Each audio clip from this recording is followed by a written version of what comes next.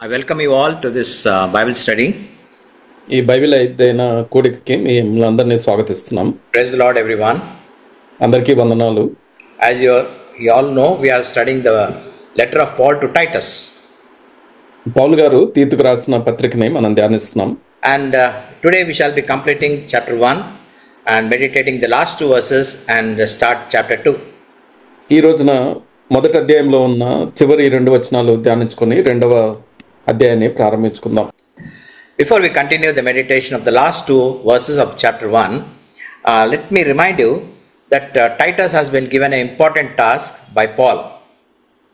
ఈ మొదటి అధ్యాయంలో ఉన్న చివరి 2 వచనాల ధ్యానాలలోకి మనం వెళ్ళక ముందు తీతుకు రాసిన పత్రికలో పౌలు గారు తీతుకి అప్పగించిన పనుల గురించి జ్ఞాపకం చేసుకుందాం.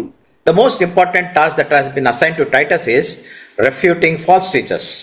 అయితే తీతుకి పౌలు గారు అప్పగించిన పెద్ద బాధ్యత అబద్ధ బోధకుల్ని ఖండించడం. Who are the apt people, who are the people who can refute this false teaching? They are the elders. అయితే ఈ అబద్ధ బోధకులని ఖండించగలిగిన వారు, ఎదురాడగలిగిన వారు పెద్దలు, అధ్యక్షులు. In the church on the island of Crete, we know as according to this letter, there were no elders in that church. అయితే క్రేతు ద్వీపంలో ఉన్న ఈ సంఘంలో పెద్దలు లేని స్థితిలో ఉంటుంది. So Paul is assigning this task of appointing elders to Titus. అంచేత పెద్దల్ని ఏర్పరిచే బాధ్యతని తీతుకి పౌలు గారు అప్పగించారు. And after appointing the elders, he is advising Titus to correct the false teachers and in the immoral situation that has been prevailing. అంచేత ముందుగా పెద్దల్ని ఏర్పరిచి ఆ తర్వాత అబద్ధ బోధకుల్ని వారి బోధని ఖండిస్తూ అక్కడ పరిస్థితుల్ని చక్కదిద్దమని తీతుకి పౌలు గారు రాశారు. Let me remind you that when Paul is addressing this letter to Titus, the Jews over there, they emphasized external purity over God's laws. అయితే పౌలు గారు తీతుకి రాసిన ఈ పత్రిక సందర్భాన్ని మనం గమనిస్తే అక్కడున్న యూదులు బాహ్య శుద్ధిని ఎక్కువగా ప్రాధాన్యతనిస్తూ దేవుని ఆజ్ఞల కంటే బయటికి కనపడే శుద్ధి మీద వారు దృష్టి పెట్టారు. So this admonition of Paul through Titus is a call for integrity. అంచేత తీతు ద్వారా పౌలు గారు ఇస్తున్న ఈ పిలుపు, ఈ హెచ్చరిక చిత్తశుద్ధి కొరకు, యథార్థత కొరకైన పిలుపుగా గమనించాలి. He is calling the church members to live a life which is consistent with the proclaimed values of the Bible. Bible ప్రకటించే విలువలకు అనుగుణంగా మనం జీవించాలి అనేసి ఆ సంఘానికి పౌలు గారు తెలియజేస్తున్నారు. So this is what he is writing in the last we'll read the last two verses of this letter. అయితే ఈ రాయబడిన ఈ సంగతులను అర్థం చేసుకోవడానికి 15-16 వచనాలు ఒకసారి చదువుకుందాం. To the pure all things are pure, but to those who are defiled and unbelieving nothing is pure, but both their mind and their conscience are defiled. They profess to know God, but by their deeds they deny him, being detestable and disobedient and worthless for any good deed. తీతుకు రాసిన పత్రిక మొదటి అధ్యాయం 15-16 వచనాలు. పవిత్రులకు అన్నియు పవిత్రములే గాని అపవిత్రులకును అవిశ్వాసులకును ఏదియు పవిత్రమైనది కాదు. వారి మనస్సును వారి మనస్సాక్షియు అపవిత్రపరచబడి ఉన్నవి. దేవుని ఎరుగుదుమని వారు చెప్పుకొందరు గాని అసహ్యులను అవిధేయులను ప్రతి సత్కార్యం విషయము భ్రష్టులనై ఉండి తమ క్రియల వలన ఆయనను ఎరగము అన్నట్టున్నారు. And we know similar teachings have been given to young Timothy in the letter to Timothy, the second letter in chapter 3 and verse 5, which says, holding to a form of godliness, although they have denied its power. అయితే ఇదే రకమైన సూచనలు తీతుకు రాసిన 2వ పత్రికలో యవనస్తుడైన తిమోతికి కూడా తెలియజేయటం మనకి కనపడుతుంది. అందులో 3వ అధ్యాయం 4వ వచనంలో 4-5 వచనాలలో పైకి భక్తి గల వారి వలె ఉండి దాని శక్తిని ఆశ్రయించిన వారుగా అంత్యదినాలలో వారు ఉంటున్నారు అనేసి పౌలు గారు రాశారు. So what Paul is saying is, to the pure everything is pure. ఇక్కడ పౌలు గారు రాసే మాటలు గమనిస్తే పవిత్రులకు అన్నియు పవిత్రములే అనేసి అన్నారు. But to those who are defiled, unbelieving, nothing is pure. అయితే అవిశ్వాసులుగా అపవిత్రులుగా ఉన్న వారికి ఏది పవిత్రమైంది కాదు అనేసి రాశారు. How do we understand these two verses? ఈ 2 వచనాలను మనం ఎలా అర్థం చేసుకోవాలి? Paul is saying we need to have a perception when we look at the things around us. అయితే పౌలు గారు తెలియజేసే మాటల్ని గమనించినట్లయితే మన చుట్టూ ఉన్న పరిస్థితుల్ని చూసినప్పుడు వాటి గురించిన ఒక దృక్పథము, ఒక ఆలోచన మనం కలిగి ఉండాలి. When our hearts are pure, intentions are genuine, we are more likely to see goodness and purity in everything. అయితే మన హృదయాలు స్వచ్ఛంగా ఉండి మన ఆలోచనలు, మన ఉద్దేశాలు నిజాయితీగా ఉన్నప్పుడు ప్రతి దానిలో మంచితనాన్ని, పవిత్రతని చూసే అవకాశం ఎక్కువగా ఉంటుంది. On the other hand, when our hearts are dominated by disbelief or impurity, every good thing seems evil to us. అయితే దీనికి భిన్నంగా మనం అవిశ్వాసంతో అలానే అపవిత్రతతో నిండుకున్నప్పుడు మంచి సంగతులు కూడా మనకి చెడ్డవిగా అనిపిస్తాయి. However, dear friends, we should be very cautious when we are interpreting, taking the meaning of these two verses. ఈ రెండు వచనాల భావాన్ని మనం గ్రహించేటప్పుడు కొంచెం జాగ్రత్త వహించాలి. This verse should not be used as a license to sin. అంచేత ఈ వచనాలని పాపం చేయటానికి ఒక అనుమతిగా మనము అనుకోకూడదు. Saying everything is pure to those who are pure. పవిత్రులకు అన్ని పవిత్రములే అనేసి ఉంది కదా అనేసి ఇదేదో పాపానికి అనుమతిస్తున్నట్లుగా అనుకోకూడదు. For example, when we see that evil things, we can satisfy our conscience saying that we are pure and that also is pure. అంచేత మనం చెడ్డ సంగతులు చూసినప్పుడు మనం పవిత్రంగా ఉన్నాం గనక అది కూడా పవిత్రమైనదే అని ఆలోచన చేయకూడదు. For example, the food that is offered to idols, when it is placed before us. ఉదాహరణకి విగ్రహాలకు అర్పించిన ఆహారము మన ఎదుట ఉంచబడినప్పుడు we are in a fix whether to take part or reject it. అయితే దాన్ని తీసుకోవాలా తీసుకోకూడదా అన్న సంశయంలో మనం ఉంటాం. According to this verse, we can say we are pure and hence there is nothing wrong to partake of it. అంచేత ఈ వచనం ఆధారంగా మనం ఆలోచన చేసినప్పుడు మనం పవిత్రంగా ఉన్నాం గనక అందులో పాల్గొంటే తీసుకుంటే తప్పేమీ లేదు అనిపిస్తుంది. But we have a clarification given by Paul in 1 Corinthians chapter 8, 4-13. మొదటి కొరింథీ 8వ అధ్యాయము 4వ వచనం నుంచి 13వ వచనం వరకు పౌలు గారు రాసిన మాటల్లో దీని గురించిన స్పష్టత, వివరణ మనకి కనపడుతుంది. I advise you to read this 1 Corinthians 8, 4-13 after this Bible study is over, so that you can get a clear perception of the things that are offered to idols and when it is placed before us. అయితే ఈ Bible అధ్యయన కూడిక అయిన తర్వాత మొదటి కొరింథీ 8వ అధ్యాయము 4 నుంచి 13 వరకు ఉన్న భాగాన్ని చదువుకుంటే ఈ విగ్రహాలకు అర్పించిన వాటిని మన ఎదుట ఉంచినప్పుడు అది తినొచ్చా తినకూడదా అన్న దాని మీద సరైన అవగాహన మనకి కలుగుతుంది. What Paul seems to be saying is that by eating of it, there's nothing that we are losing, but if a weak believer is seeing us partake of it, we may weaken his conscience. అయితే ఆ భాగంలో పౌలు గారు చెప్పే మాటలు ఏంటంటే ఆ రీతిగా తినటం వలన మనమేమి కోల్పోకపోవచ్చు, కానీ ఒక బలహీనమైన విశ్వాసి మనం ఆ రీతిగా చేయటం చూసినప్పుడు అది వారి మనస్సాక్షిని నొప్పిస్తుంది అనేసి వారు పాపం చేయటానికి కారణమవుతుంది అనేసి చెప్పడం జరిగింది. Or as a blanket rule, we should be forbidden to eat those things. అంచేత మనము అటువంటి వాటిని నిషేధించుకోవటం అనేది మనకి చక్కని నియమముగా ఉంటుంది. And we know Paul was refuting these false teachers because these false teachers were emphasizing dietary restrictions. ఈ అబద్ధ బోధకులని పౌలు గారు ఎందుకు ఖండిస్తున్నారు అంటే వాళ్ళు ఆహార పదార్థాల గురించిన కొన్ని షరతులు అవి పెట్టి ఇది తినకూడదు అది తినకూడదు అనేసి చెప్పటం వాళ్ళు చేస్తూ వచ్చారు కనుక. Now we know these false teachers comprised mostly of the Jews. In the last few episodes we have seen these false teachers belong to the people of circumcision. అయితే కొన్ని ఇంతకు ముందు సంచికల్లో మనం నేర్చుకున్నట్లు ఇవి సున్నతిని ఆచరించే వారు అనేసి మనం చూసాం. అంటే వాళ్ళు యూదులు అనేసి మనం గమనిస్తూ వచ్చాం. So these Jews had a lot of dietary restrictions. అయితే ఈ యూదులకి ఆహార సంబంధమైన నిషేధాలు అనేకం ఉండేవి. Some small foods, innocent foods, they considered it as a sin when we partake of it. అయితే కొన్ని చిన్న చిన్న ఆహార పదార్థాలను కూడా ఇవి నిషేధించబడినవి అనేసి వాళ్ళు తీసుకునేవారు కాదు. We know it is not the food that are defiling the teachers, it is the teachers who are defiling the foods. అయితే నిజానికి మనం గమనిస్తే ఆహార పదార్థాలు బోధకులను అపవిత్రం చేయట్లేదు, కానీ ఆ బోధకులే ఆహార పదార్థాలని అపవిత్రం చేసేవారుగా ఉంటున్నారు. Even our Lord was saying that we do not become defiled by the things we eat, but we be defiled by the things that we have in our hearts.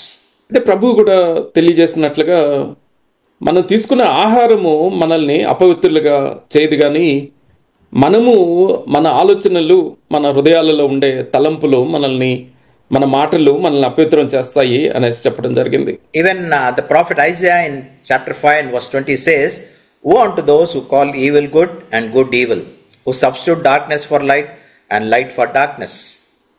యెషయా గ్రంథం 5వ అధ్యాయం 20వ వచనంలో యెషయా ప్రవక్త కూడా ఇలా రాశారు, కీడు మేలనియు మేలు కీడనియు చెప్పుకొని చీకటి వెలుగనియు వెలుగు చీకటనియు ఎంచుకున్న వారికి శ్రమ.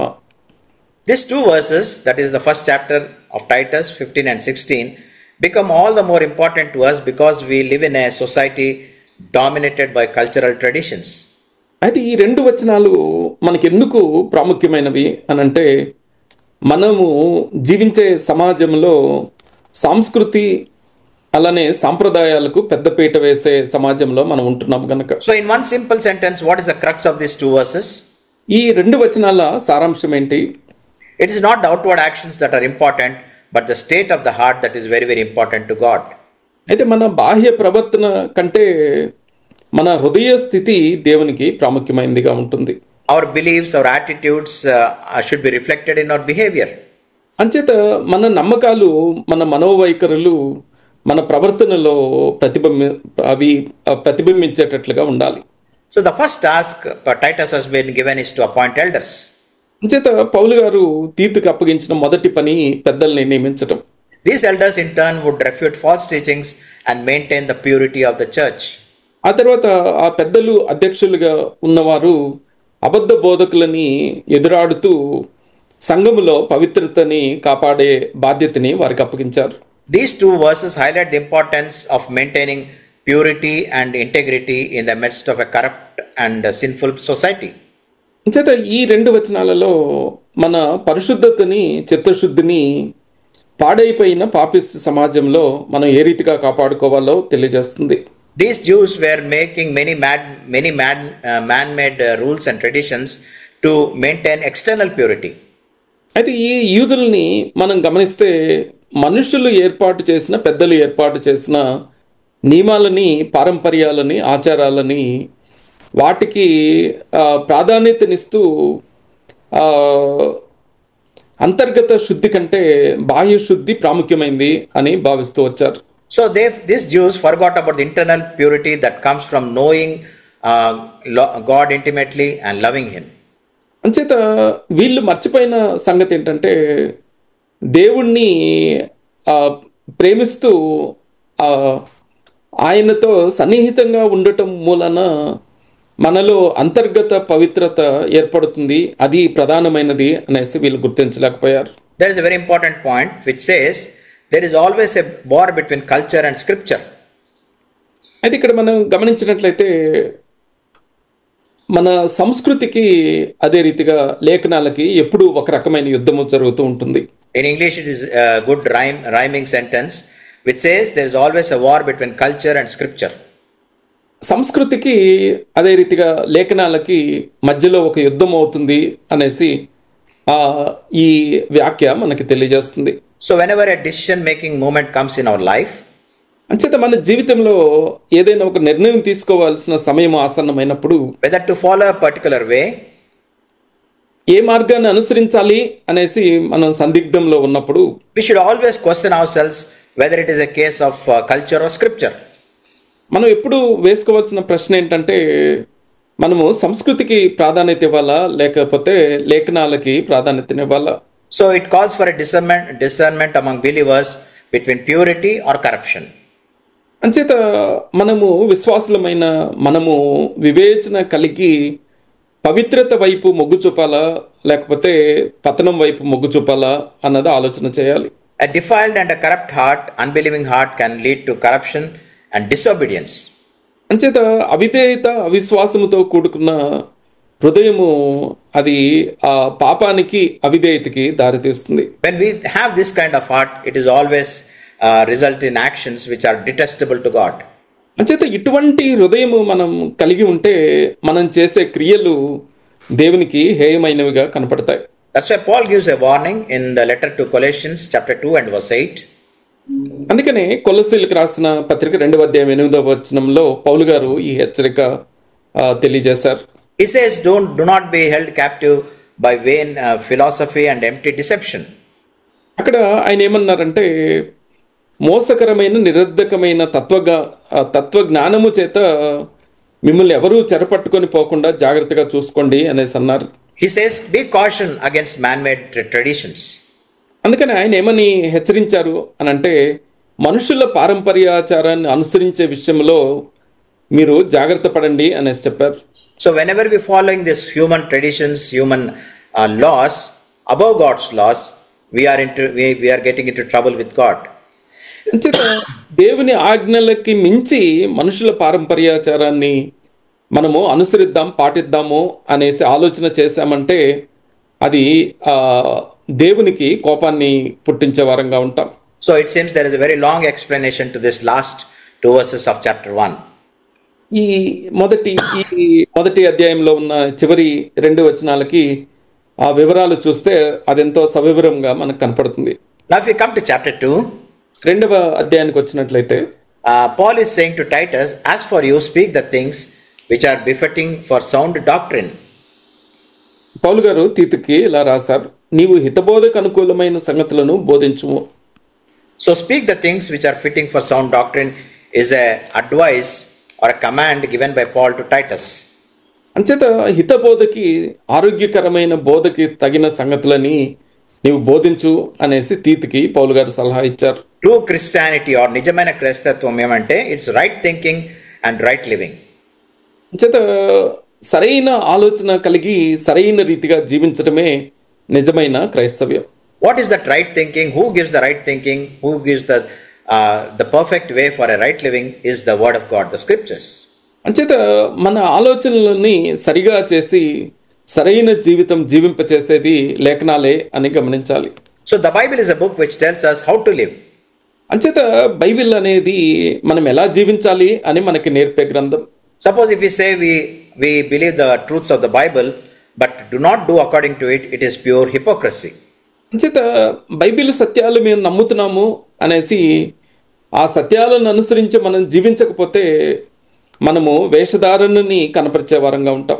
If we read the New Testament, one thing that we observe is క్రొత్త నిబంధన మనం చదివినప్పుడు మనం పరిశీలించే ఒక అంశం ఏంటంటే there is always a good pattern that is given in the scriptures. లేఖనాలలో ఒక నమూనా మనకి కనపడుతుంది. What is that pattern? ఆ నమూనా ఏంటంటే First of all, in every letter or a book, the doctrine is emphasized first.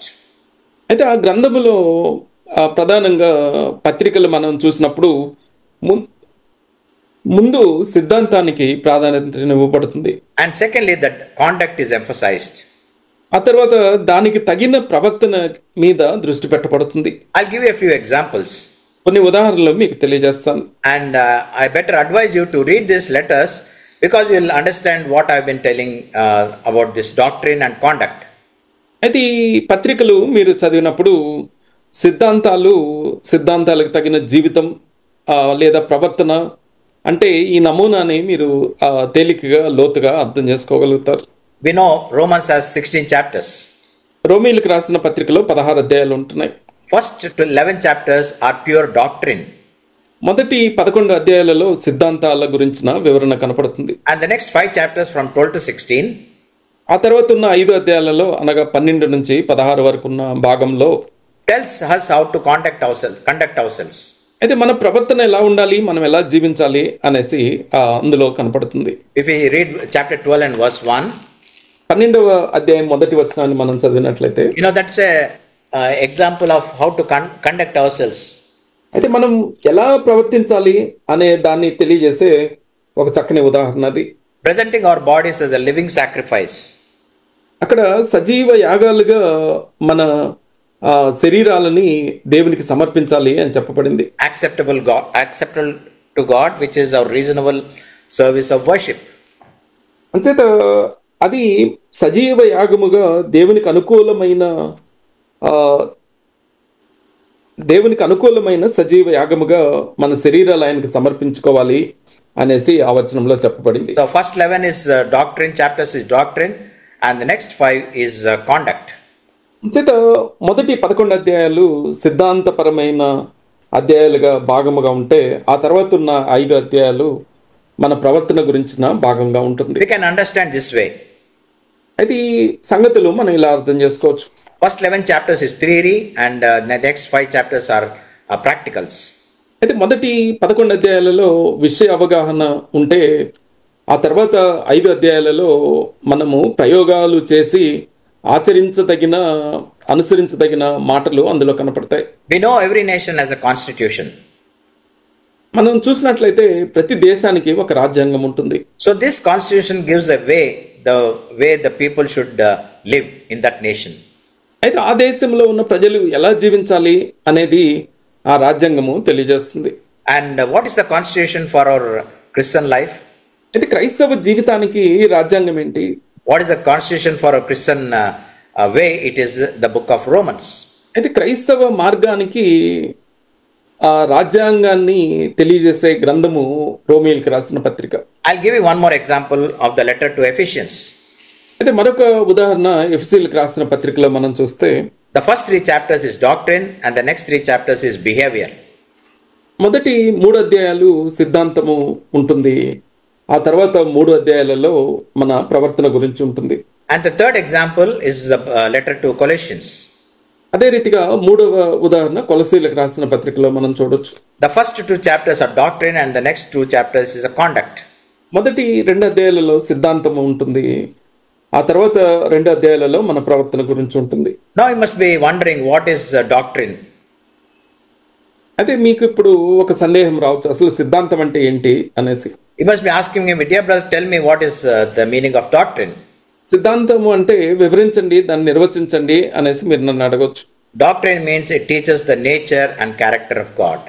సిద్ధాంతం అనేది దేవుని స్వభావాన్ని, దేవుని గుణగణాలని మనకు తెలియజేస్తుంది. Doctrine is like a foundation upon which a house is constructed. అలానే ఒక ఇల్లు కట్టుకోవటానికి పునాది ఎటువంటిదో మన జీవితానికి సిద్ధాంతము అటువంటిది. So the strength of any house depends on its foundation. అంచేత ఒక గృహము యొక్క బలము ఆ పునాది మీద ఆధారపడి ఉంటుంది. And doctrine teaches us about the God's standards of holiness. అంచేత సిద్ధాంతాలు అనేవి పరిశుద్ధత విషయంలో దేవుని ప్రమాణాలు ఎలా ఉంటున్నాయో మనకి తెలియజేస్తుంది. The doctrine of God teaches about the will of God. అలానే ఈ సిద్ధాంతాలు దేవుని చిత్తాన్ని మనకి తెలియజేస్తాయి. And it also teaches us how to build a church upon the foundation. అదే రీతిగా మన సంఘాన్ని ఈ పునాది మీద ఎలా కట్టుకోవచ్చో మనకి ఆ సిద్ధాంతాలు నేర్పిస్తాయి. So with this brief introduction, we'll continue the meditations on chapter 2. అయితే ఈ పరిచయంతో 2వ అధ్యాయ ధ్యానాన్ని మనం కొనసాగించుకుందాం. Chapter 2 is a switch from leaders to congregation.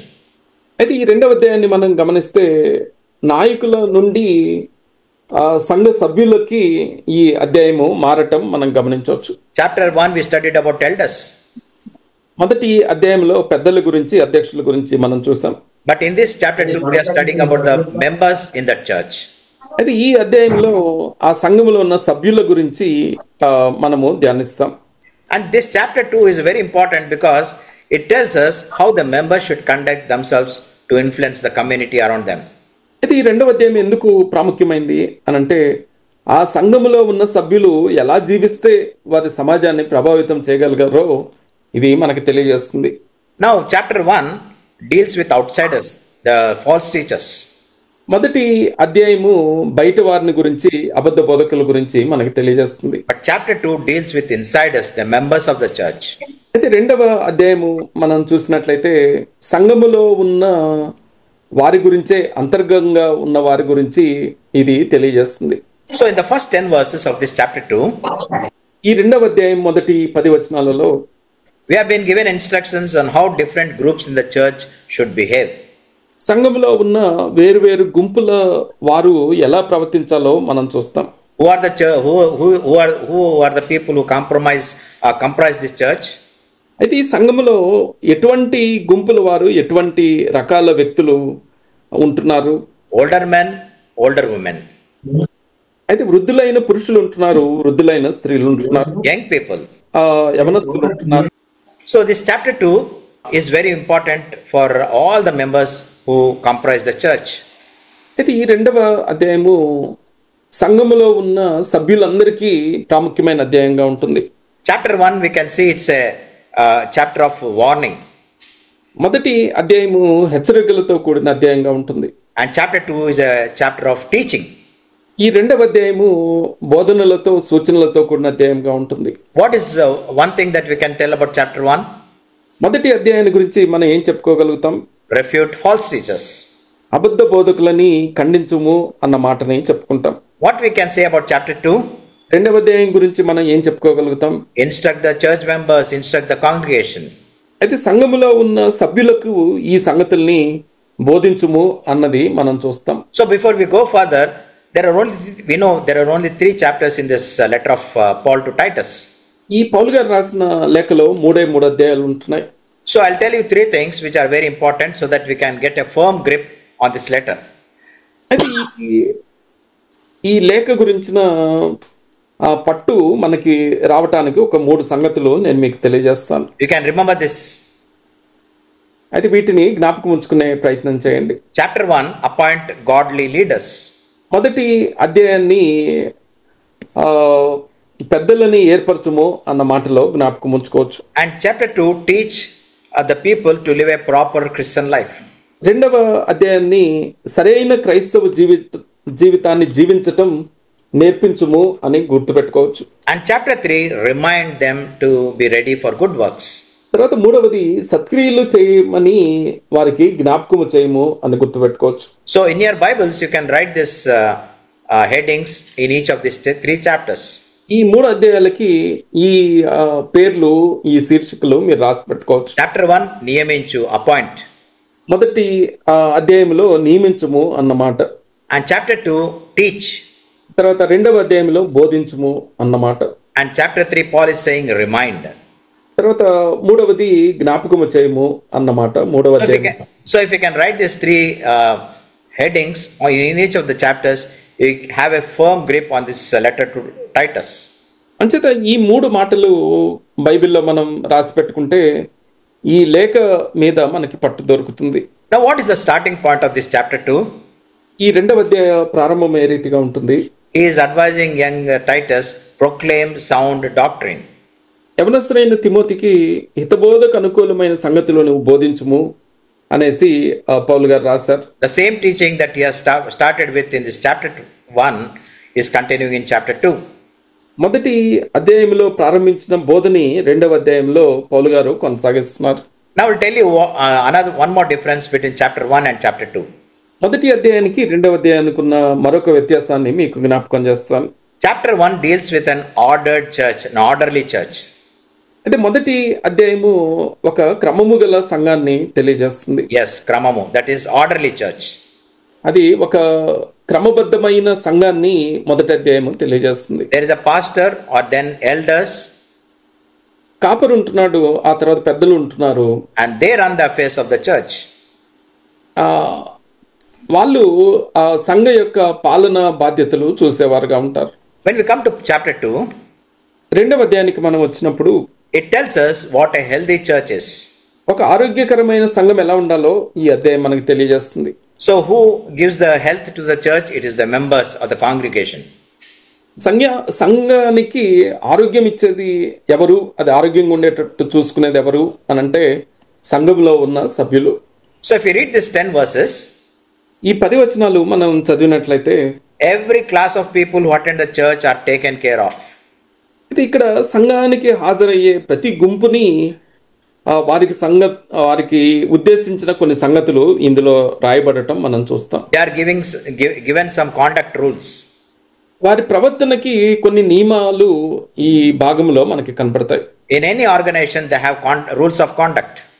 అయితే ప్రతి సంస్థలో మనం చూసినప్పుడు ప్రవర్తన నియమావళి కలిగి ఉంటారు వాళ్ళు. Church is no different. అంచేత సంఘము కూడా దీనికి మినహాయింపు ఏమీ కాదు.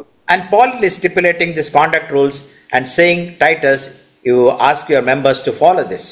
అంటే పౌలు గారు ఈ రకరకాల గుంపుల వారికి కొన్ని నియమాలు తెలియజేస్తూ వీటిని బోధించి వారు వీటిని మీ సంఘస్థులు వీటిని అనుసరించి నడుచుకునేటట్లుగా చూడమని తీతుకు చెప్పారు.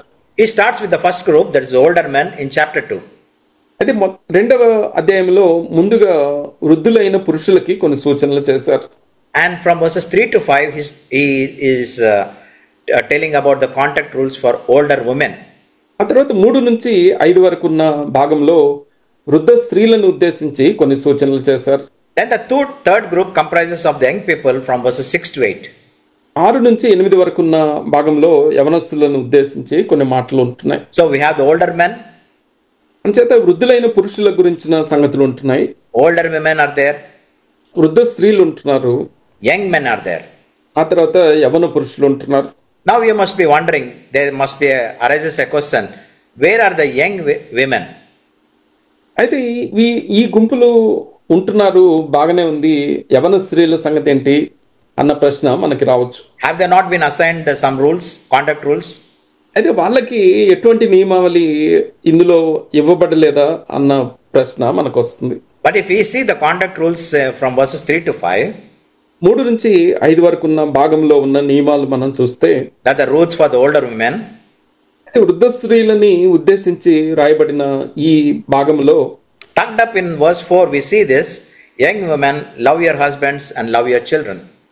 అయితే 4వ వచనంలో అంటే 3 నుంచి 5 వరకు ఉన్న మధ్య భాగంలో యవన స్త్రీలు తమ భర్తలని శిశువులని ప్రేమించేవారుగా ఉండాలి అనేసి రాయబడింది.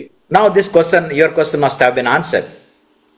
అయితే మనకున్న ప్రశ్నకి ఇందులో నివృత్తి కలుగుతుంది. So older men, older women, young men and young women, they're all taken care of. అంచేత వృద్ధ పురుషులు, వృద్ధ స్త్రీలు, యవన పురుషులు, యవన స్త్రీలు సంబంధించిన సంగతులు ఇందులో తెలియజేయబడ్డాయి. Verses 9 and 10, it talks about slaves. 9-10 వచనాలలో దాసులైన వారికి కొన్ని సూచనలు చేయబడ్డాయి. So we see these are the people who comprises and the congregation in a church. అంచేత ఏ సంఘములో చూసినా ఈ గుంపుల వారే మనకి కనపడతారు. So Paul is covering all these classes of people and giving Titus some conduct rules for these people. అంచేత పౌలు గారు ఈ భాగంలో ఈ గుంపుల వారిని ఉద్దేశించిన సంగతులన్నీ చెప్తూ వారి ప్రవర్తన ఎలా ఉండాలో తీతుకి సూచిస్తూ ఈ మాటలు రాశారు. Now we must understand, if these conduct rules are strictly adhered to, we see a healthy church. అంచేత ఇక్కడ నియమించబడిన నియమావళిని అనుసరించి సంఘస్థులంతా నడుచుకుంటే ఒక ఆరోగ్యకరమైన సంఘాన్ని మనం చూడగలుగుతాం. These healthy churches bring glory to God. అంచేత ఈ రీతిగా ఆరోగ్యకరమైన సంఘాలు దేవునికి మహిమ తెచ్చేవిగా ఉంటాయి. I'm just introducing chapter 2. 2వ అధ్యాయాన్ని మీకు పరిచయం చేస్తున్నాను. And perhaps the key verse of this chapter 2 is found in 3 verses from 11 to 13. అయితే ఈ అధ్యాయానికి కీలకమైన మూల వచనాలు 11 నుంచి 13 వరకు ఉన్న భాగంలో కనపడతాయి. For the grace of God appeared, bringing salvation in all men to all men, instructing us to deny ungodliness, worldly desires, and to live sensibly, righteously and godly in the present age, looking for the blessed hope and the appearing of the glory of our great God and Savior, Jesus Christ. 11వ వచనం నుంచి 13వ వచనం వరకు ఈ రీతిగా ఉంటుంది. ఏలైనగా సమస్త మనుషులకు రక్షణకరమైన దేవుని కృప ప్రత్యక్షమై మనము భక్తిహీనతను, యెహలోక సంబంధమైన దురాశలను విసర్జించి శుభప్రదమైన నిరీక్షణ నిమిత్తము అనగా మహాదేవుడును మన రక్షకుడు అయిన యేసుక్రీస్తు మహిమ యొక్క ప్రత్యక్షత కొరకు ఎదురు చూచుచు ఈ లోకములో స్వస్థ బుద్ధితోనూ నీతితోనూ భక్తితోనూ బ్రతుకుచుండవలనని మనకు బోధించుచున్నది. Now these 3 verses are the central verses to our Christian life. ఈ 3 వచనాలు మన క్రైస్తవ జీవితానికి కేంద్రము వంటి కీలకమైన సిద్ధాంతాలు తెలియజేసే వచనాలు. What does verse 11 say? 11వ వచనం ఏం నేర్పిస్తుంది? For the grace of God appeared, bringing salvation to all men. దేవుని కృప ప్రత్యక్షమై మనుషులందరికీ రక్షణని తీసుకొచ్చింది అని చెప్పబడింది. So that's our past. అది మన గతాన్ని తెలియజేస్తుంది. By grace we have been saved, by grace we have obtained salvation.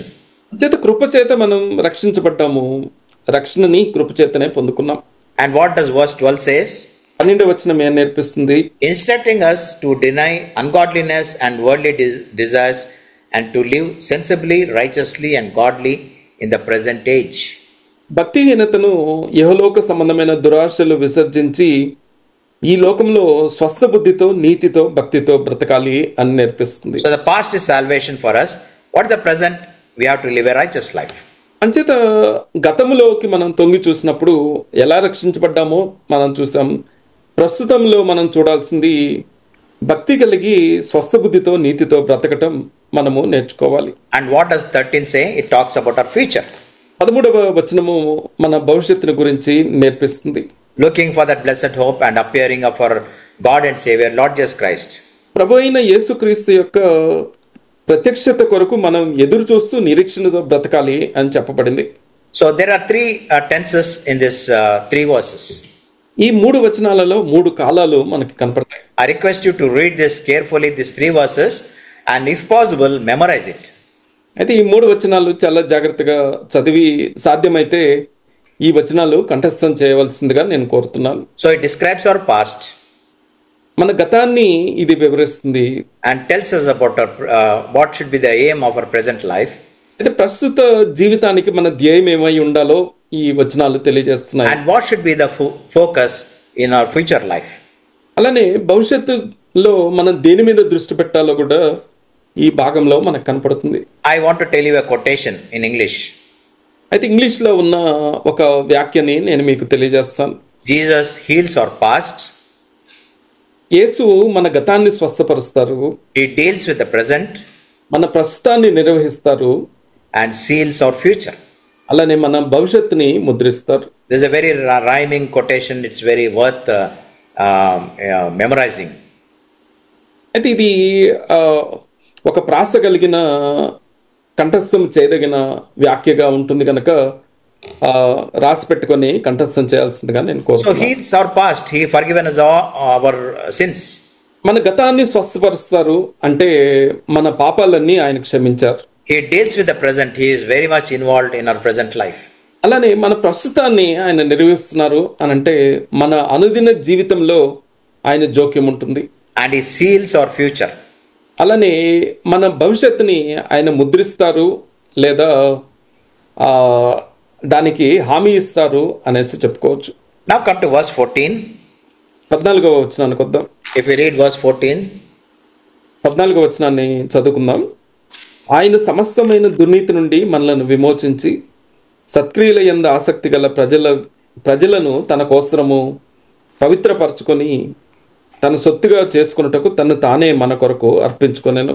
So this verse 14 tells us about Christ's work in our life, present life. ఈ 14వ వచనము ప్రస్తుత మన జీవితంలో క్రీస్తు యొక్క కార్యాన్ని ఆయన పాత్రని మనకు తెలియజేస్తుంది. He wants us to fashion as a people zealous for good works. సత్క్రియల యందు ఆసక్తి గల జనులుగా మనల్ని మలచాలి అనేసి తనకున్న ఆశని ఈ వచనము మనకు తెలియజేస్తుంది. And finally, what is verse 15? 15వ వచనంలో ఏం చూస్తాం? It is a task given to Titus. తీతుకి పౌలు గారు అప్పగించిన పని ఇందులో కనపడుతుంది. It said there is a threefold task here. ఇందులో 3 అంతల పనిని తీతుకి పౌలు గారు అప్పగించారు. These things speak.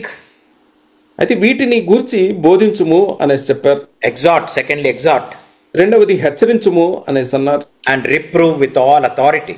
తర్వాత మూడవది సంపూర్ణ అధికారముతో దుర్బోధని ఖండించుము అనేసి చెప్పారు. So this is the task that has been given to Titus.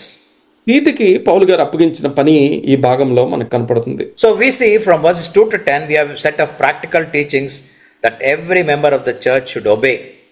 2 నుంచి 10వ వచనం వరకు ఉన్న భాగంలో సంఘములో ప్రతి సభ్యుడు విధేయత చూపించి అనుసరించడానికి తగిన ఆచరణాత్మక బోధలు మనకు కనపడతాయి. We should abide by these rules. అంచేత ఈ నియమాలకి అనుగుణంగా వీటికి లోబడి మనం జీవించాలి. We have nothing to deviate from these principles. అంచేత ఈ సూత్రాల నుండి, ఈ సిద్ధాంతాల నుండి తొలగిపోవటానికి వీలు లేదు. And every member of the church should abide by these rules. అంచేత సంఘములో ఉన్న ప్రతి సభ్యుడు ఈ నియమాలకి, ఆజ్ఞలకి లోబడి జీవించాల్సిందే. To whom are these rules given? ఎవరిని ఉద్దేశించి ఈ నియమాలు ఇవ్వబడ్డాయి? Old and young.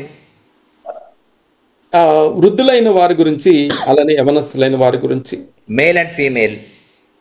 పురుషులకి స్త్రీలకి ఇవ్వబడ్డాయి. Master and slave. అలానే దాసులకి యజమానులకి ఇవ్వబడ్డాయి. The experienced and the inexperienced. అనుభవం ఉన్నవారికి, అనుభవం లేని వారికి కూడా ఈ నియమాలు ఇవ్వబడ్డాయి. And everyone is important for God. అంచేత దేవునికి ప్రతి ఒక్కరూ ప్రముఖులే. And they should abide by the rules laid by Paul. అంచేత పౌలు గారి ద్వారా దేవుడు నియమించిన ఈ ఆజ్ఞలకి ప్రతి ఒక్కరూ లోబడి జీవించాల్సిందే. So God wants everyone and he uses everyone for his holy purposes. అంచేత దేవునికి అందరూ కావాలి. ప్రతి ఒక్కరిని తన యొక్క నిత్యమైన, పరిశుద్ధమైన ఉద్దేశాలని నెరవేర్చడానికి ఆయన పిలుస్తున్నారు. So next week we shall be studying this rules or the conduct rules. అయితే వచ్చే వారము ఈ మన ప్రవర్తన గురించి పౌలు గారు రాసిన నియమాలని, ఆజ్ఞల్ని మనం ధ్యానించుకుందాం. It's but natural for him to start with the older people. వృద్ధులతో ప్రారంభించటము అనేది అది సమంజసంగానే మనకు అనిపిస్తుంది. They are the senior citizens, not only in the society but the senior citizens in the church. ఎందుచేతనంటే వారు పెద్దలైన వారుగా, అనుభవము కలిగిన వారుగా, ప్రాధాన్యత కలిగిన పౌరులుగా వారు ఉంటున్నారు. సంఘములో బయట ఒకే రీతిగా ఉంటున్నారు. So next week in detail we shall see each of these conduct rules for the older men, older women, young men, young women and young men. ఆ రీతిగా వృద్ధులైన పురుషులకి, స్త్రీలకి, యవనస్తులైన పురుషులకి, స్త్రీలకి ఉద్దేశించి పౌలు గారు రాసిన నియమాలు, ఆ ప్రవర్తన గురించిన సూచనలు వచ్చే వారం మనం ధ్యానించుకుందాం.